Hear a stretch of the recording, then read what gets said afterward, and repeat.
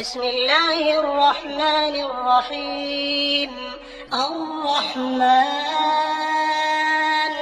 علم القرآن خلق الإنسان علمه البيان الشمس والقمر بحسبان والنجم والشجر يسجدان والسماء رفعها ووضع الميزان ألا تطغوا في الميزان وأقيموا الوزن بالقسط ولا تخسروا الميزان والأرض وضعها للأنام فيها فاكهة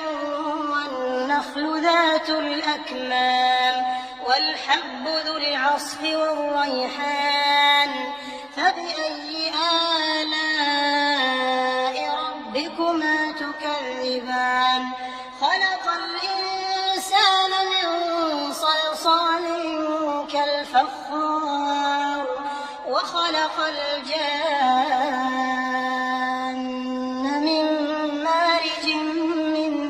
نار فبأي آلاء ربكما تكذبان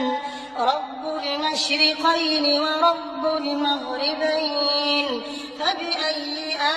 آلاء ربكما تكذبان مرج البحرين يلتقيان بينهما برزخ لا يبغيان فبأي